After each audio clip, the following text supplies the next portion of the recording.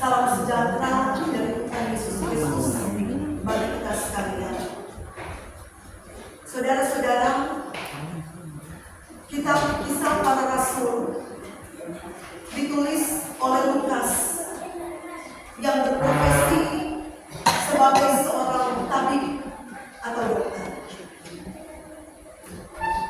Lukas pun banyak berbicara tentang perjalanan misionaris dari seorang rasul yang bernama Paulus. Dan dalam catatan pasal 18 ayat 18 sampai 28 ini, Rasul Paulus dituliskan berada di Korintus dalam perjalanan pelayanan misinya yang kedua setelah ia meninggalkan Athena. Di kota Korintus ini Paulus tinggal selama 18 bulan atau 1 tahun setengah.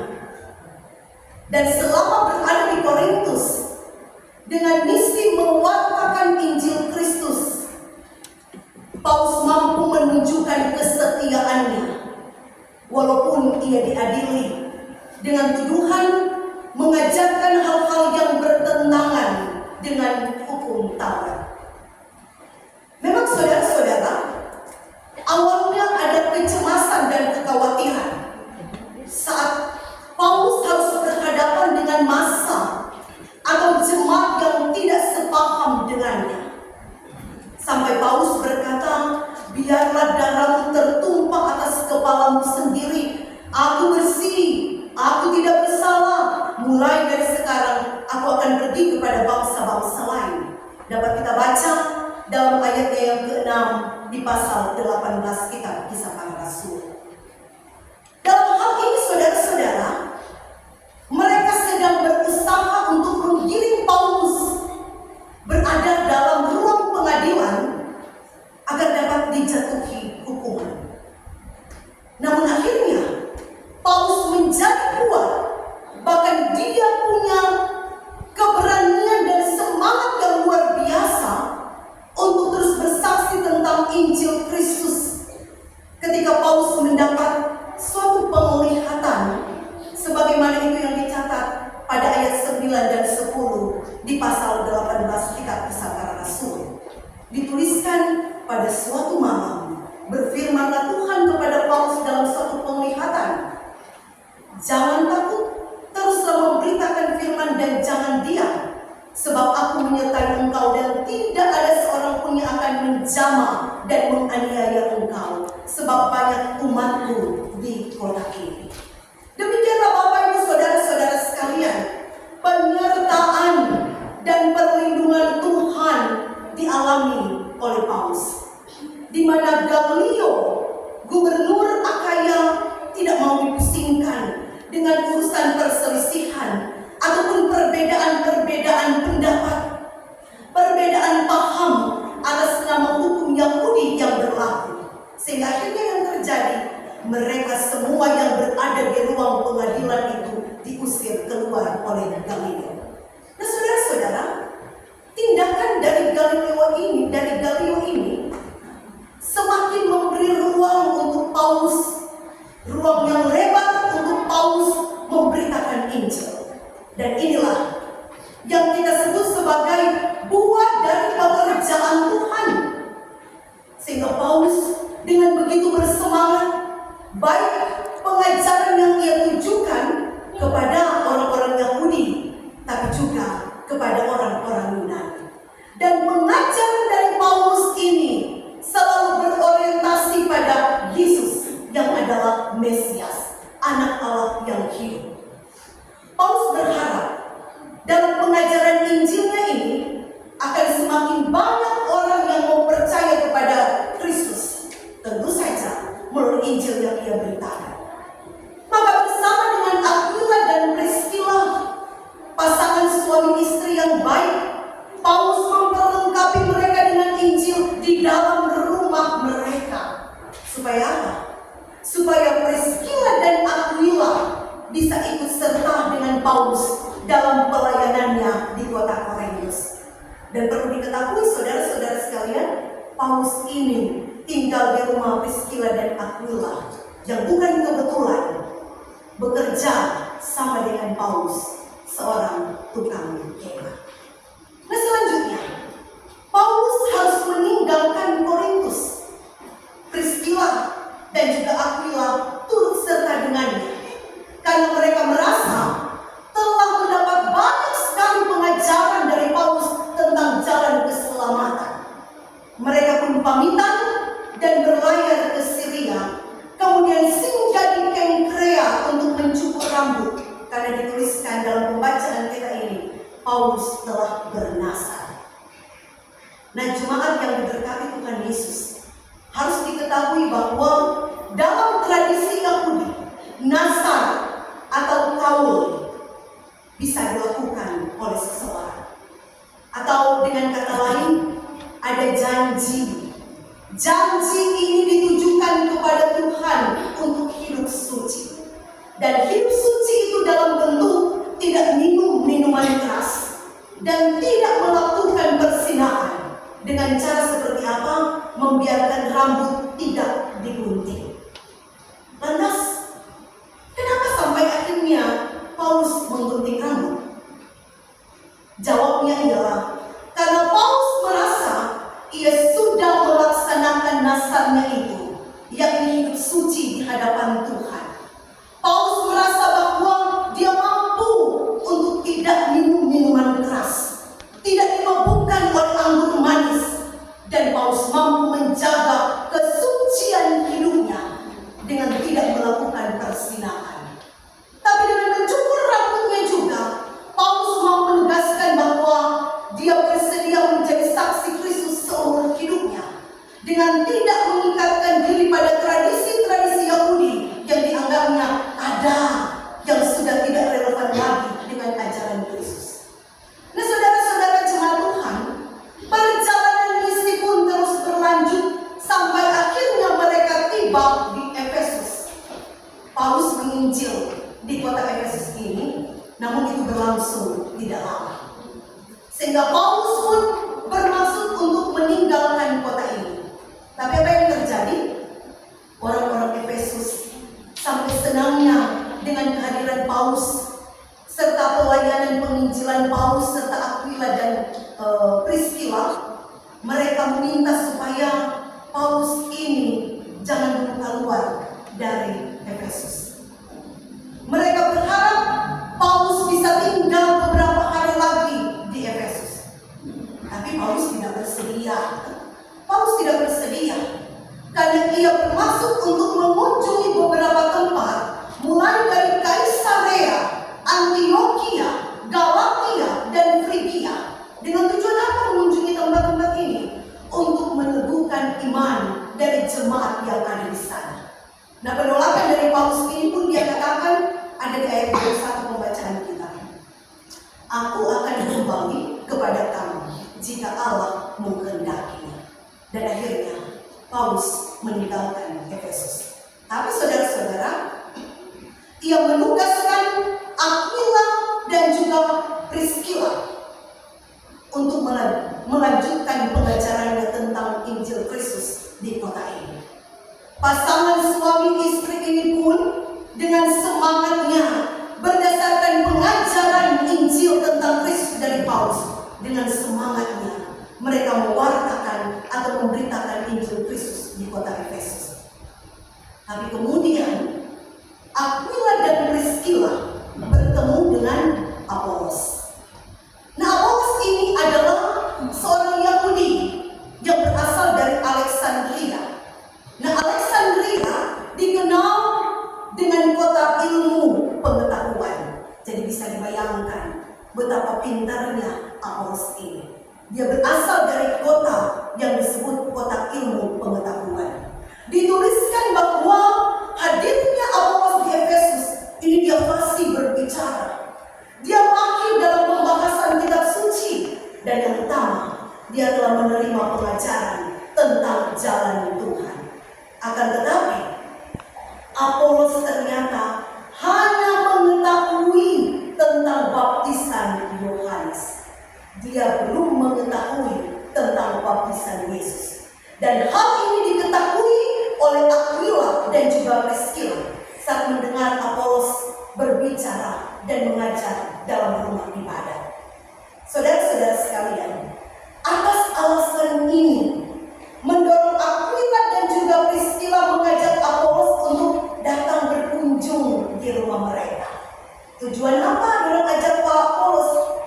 Untuk supaya mereka menjelaskan secara panjang lebar tentang baptisan Yesus dan jalannya Allah. Dan mari kita beri apresiasi yang besar untuk cara kerja Allah, karena ternyata Apolos tidak merasa sok tahu, dia tidak merasa sok pintar. Atas kasih karunia Allah, Apolos menerima penjelasan dari Aquila dan Priscilla ini dengan pikiran yang positif, dengan telinga yang positif, dan akhirnya mereka bertiga ini pun saling memperlengkapi diri untuk mewartakan Injil Kristus. Saudara-saudara, Bapak Ibu yang diberkati dan dikasihi Tuhan Yesus Kristus, dari Paulus kita belajar tentang kesetiaan dalam melayani Tuhan. Memang melayani Tuhan bukan hal yang mudah. Sekali lagi, melayani Tuhan bukan hal yang mudah. Tantangannya berat, resikonya besar. Nama baik bisa saja mulai terusik. Kenyamanan pun bisa jadi mulai bergeser. Siapa yang tidak cemas bila mana ada ditampa dalam tanda kutip kering?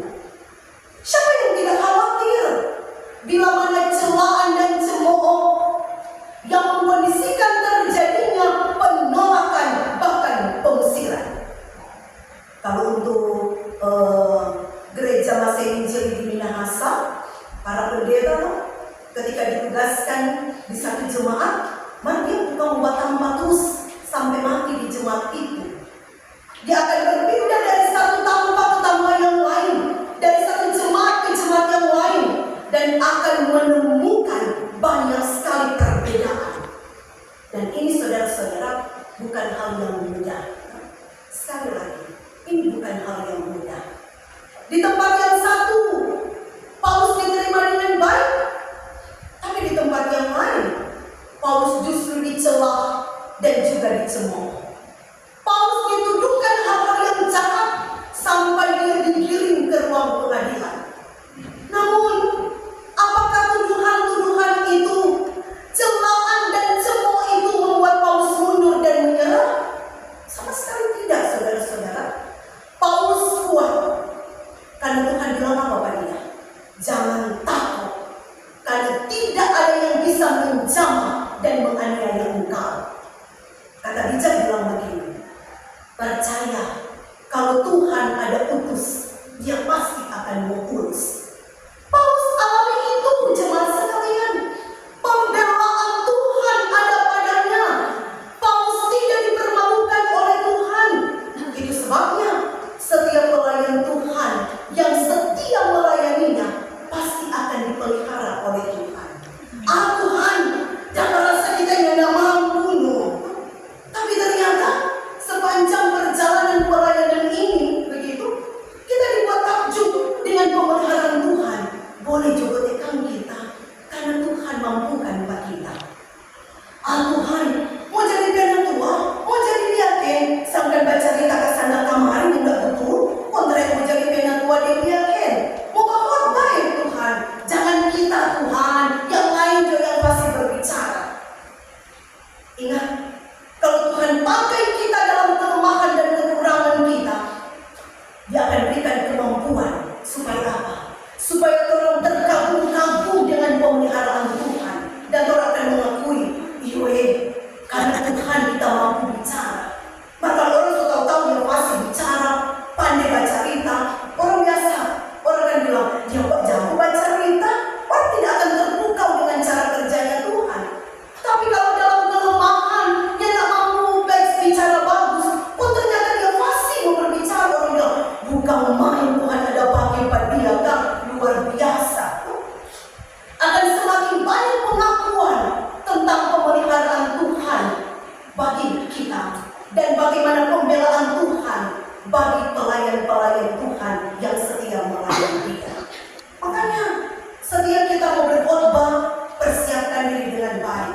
Kalau tiba saatnya begitu, nantinya orang yang malu sendiri toh.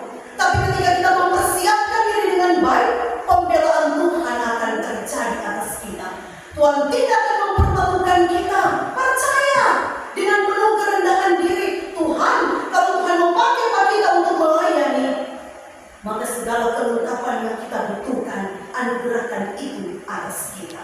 Tuhan pasti akan kabulkan doa-doa kita, saudara-saudara. Orang boleh cibir sana, orang boleh cibir sini, tapi ingat, Tuhan yang kita layani dengan baik tidak akan pernah mempermalukan kita. Orang bisa melukai-lukakan yang jahat atas kita, merancangkan yang jahat atas kita, tapi ingat, Tuhan yang baik yang sementara kita layani, yang akan kasih biar pada orang. Dituliskan, sedangkan kata mojama dengan tujuan untuk membuat orang celaka, Tuhan Anda akan tinggal diam, apalagi menganiaya orang. Itu yang harus kita pahami. Maka sebagaimana Paulus telah mengalami hal itu, orang juga percaya, orang juga akan alami hal itu. Layanilah Tuhan kita dengan baik, baik atau tidak baik waktunya. Seperti itu. Ingat, kita tidak sedang bekerja sendiri. Kita tidak sedang melayani sendiri. Karena pekerjaan ini, pelayanan ini milik Tuhan. Kalau kita sementara cari panggung, orang mencuri kemuliaan Tuhan, nanti orang yang mau. Tapi kalau kemudian kita sedang membawa banyak jiwa untuk memuliakan Tuhan dan mengakui tentang Yesus yang adalah Mesias, maka Tuhan tidak akan tinggal diam saja. Kalau didapati ada jemaat yang mau cemooh, ada jemaat yang mau angkat teru, atau orang sebagai pelayan Tuhan, tantangan akan selalu ada. Tapi bersama dengan Tuhan, pegang prinsip janji, kita akan selalu jadi pemenang. Dan hal ini pun dapat dibuktikan saat bersama dalam pelayanan gereja Masehi Injili di Minahasa, tanggal 12 Juni, Torong Sorayakan HUT Pekabaran Injil dan Pendidikan Kristen di Tanah Minahasa 194 tahun. Tua sekali. Pelayanan ternyata luar biasa panjang tuh. Bukan cuma ada ketawa-ketawa itu para pelayan Tuhan. Bukan cuma ada enak-enaknya saja tuh. Tetapi ada banyak yang terjadi. Ada air mata, sakit hati, sobek itu bagus, tetap dinilai tidak bagus. So bilang itu betul, tetap ada saja yang angkat teru menyinyir-nyinyir dengan cerita yang tidak betul.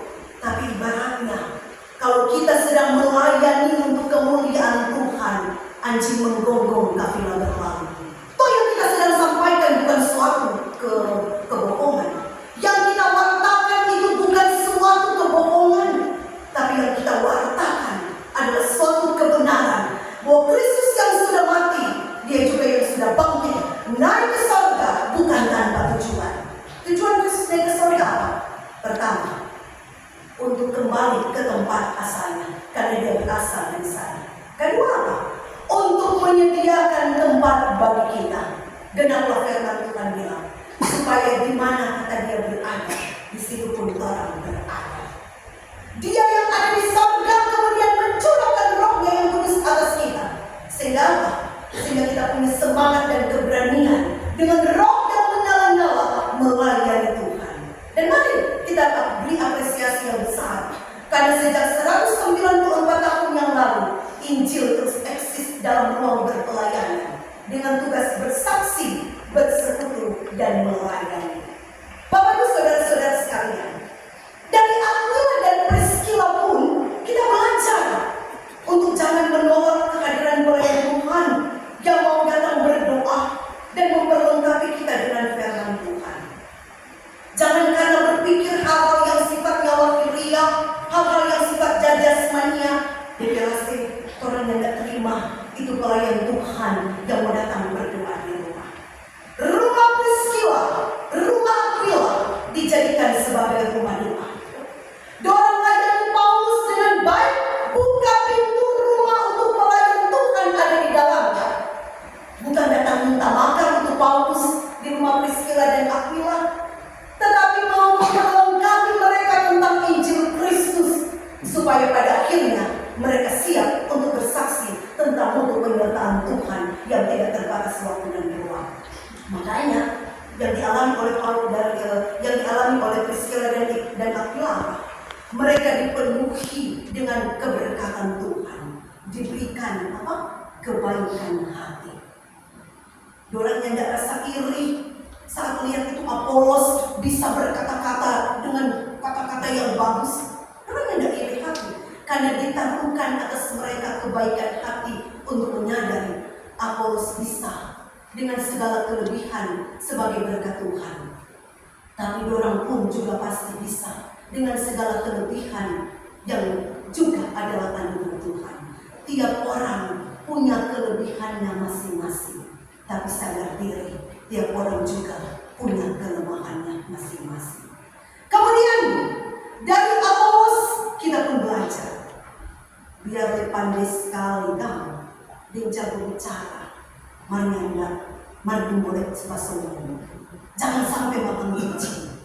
Apolos mau diajarkan oleh Aquila dan Priscilla, meskipun dua orang ini pasangan suami istri tidak punya latar belakang pendidikan yang bagus sama dengan Apolos, karena kasih orang bekerja sebagai tukang kemah. Apolos terima dengan baik semua yang diberitahukan kepadanya, setiap nasihat, setiap kritikan, setiap teguran, setiap pengajaran, dia terima baik itu dari Aquila dan Priscilla untuk memperkaya dirinya dengan pengetahuan akan jalan Allah.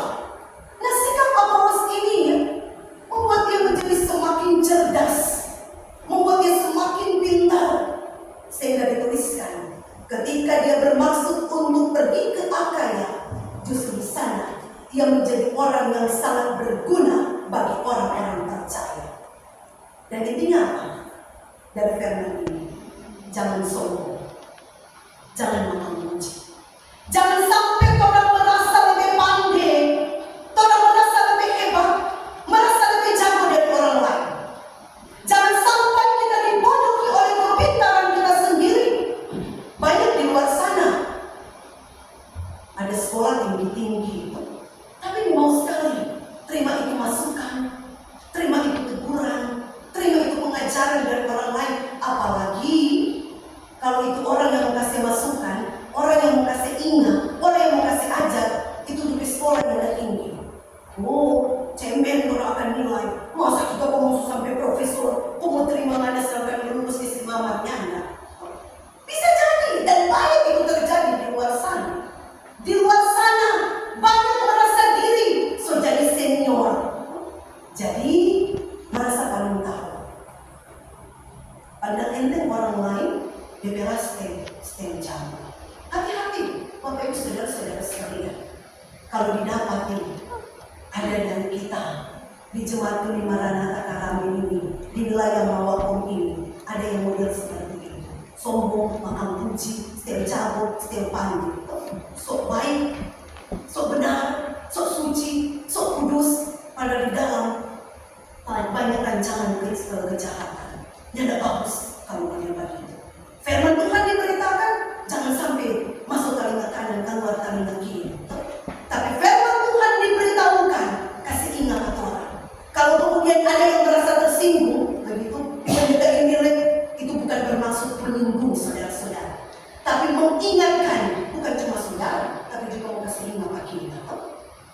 Supaya kalau sombong, maka puji, bertobat. Kalau setel jago, setel pandai, berubah.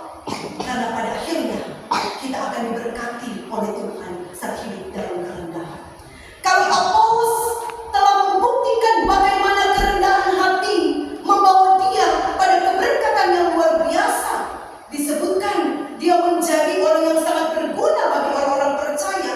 Nah, kiranya kalau semua boleh menjadi Apolos yang hidup di masa kini. Semua ini dari kolom 1 sampai kolom 8 kan? Kolom 8 tuh. Jadi Apolos yang hidup di masa kini. Jadi jemaat yang bermanfaat